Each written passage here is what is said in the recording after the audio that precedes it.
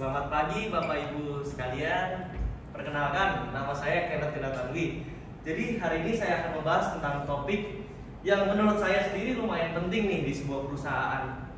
Kenapa lumayan penting? Karena hari ini kita akan membahas tentang komunikasi empatik. Nah, apa sih itu empatik? Empatik itu bagaimana cara kita merasakan apa yang dirasakan sebuah pelanggan atau customer. Hari ini kita akan membahas tentang cara menghadapi komplainan dari pelanggan atau customer menggunakan komunikasi empatik. Nah, tadi yang saya sudah jelaskan, komunikasi empatik itu cara kita merasakan apa yang dirasakan oleh customer atau pelanggan. Di sini saya mau bertanya, mungkin ada di sini ada yang sales atau customer service yang sering menghadapi komplainan dari para pelanggan atau customer. Ada nggak?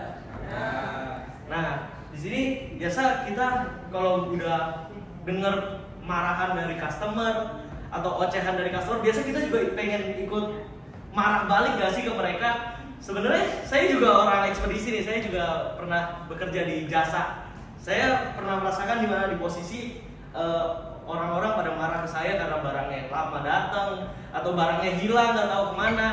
Sebenarnya itu kita mau bilang bahwa itu bukan salah kita karena kita nggak tahu apa yang terjadi di lapangan gitu.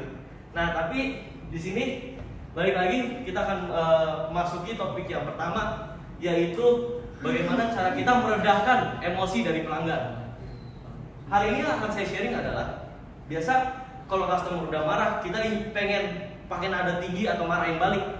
Tapi hari ini kita harus mempelajari bahwa kita harus menggunakan nada yang lebih tenang dan lebih ramah. Karena apa? Kalau misalnya kita marah balik atau kita menggunakan seperti amarah kita yang berbicara, itu tidak akan menenangkan suasana atau tidak akan memperbaiki suasana, itu hanya akan memanaskan suasana. Nah, yang kedua adalah kita akan memasuki ke yang namanya menggunakan bahasa tubuh yang terbuka. Apa sih bahasa tubuh yang terbuka itu?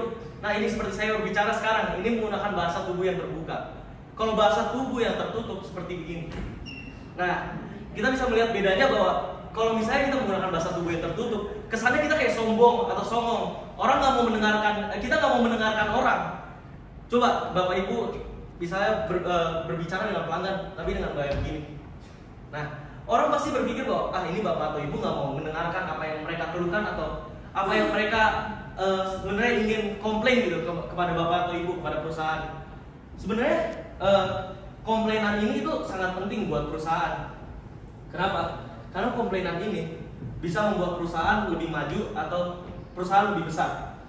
Saya akan masuk ke topik yang ketiga, ke subtopik yang ketiga, Ke subtopik yang ketiga adalah bagaimana kita harus menggunakan kontak mata. Biasanya ini hal yang kita pikirkan sangatlah remeh gitu. Kontak mata ngapain sih dalam sehari-hari nih? Bukan cuma kita nggak usah ngomong di perusahaan deh, atau kita ngomong ke customer, tapi kontak mata ke teman kalau lagi curhat. Coba Bapak atau Ibu lagi curhat ke teman, terus Bapak Ibu lihatnya ke kanan, ke kiri, ke atas. Kesannya kita tidak fokus kepada apa yang sedang dibicarakan di tempat itu.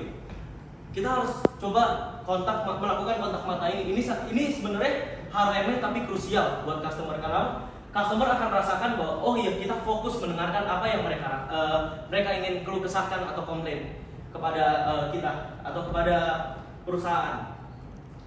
Setelah semua itu dilakukan, hal yang harus kita lakukan adalah membuat pertanyaan. Pertanyaan apa sih yang harus kita buat?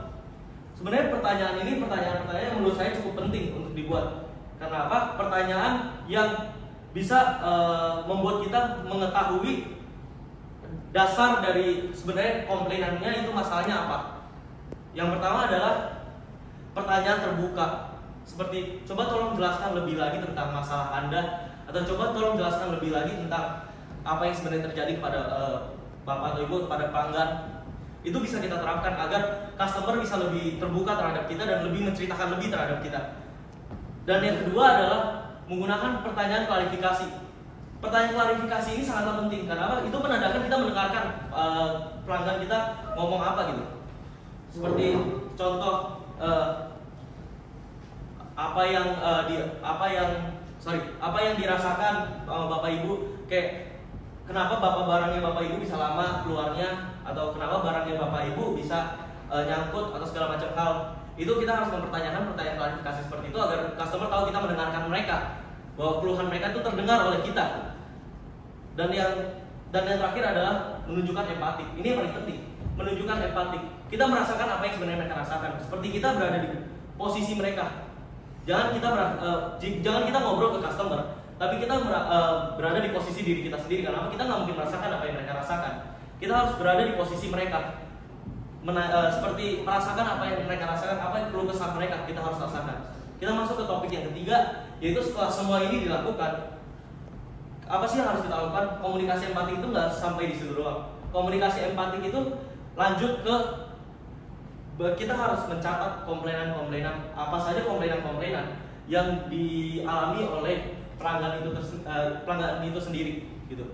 Kita mencatat, kita nggak cuma sampai mencatat doang, pastinya kita harus memberikan solusi kepada pelanggan tersebut. Solusi apa yang kita berikan? Solusi yang mereka butuhkan.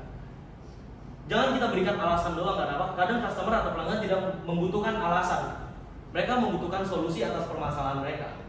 Dan yang terakhir adalah selain solusi dan alasan yang harus kita berikan, kita harus menindaklanjuti apa yang mereka komplainkan. Kalau memang sudah banyak yang komplain, itu berarti sudah ada masalah di internal atau yang terjadi di dalam perusahaan. Itu yang harus kita menindaklanjuti dan kita betulkan di perusahaan itu.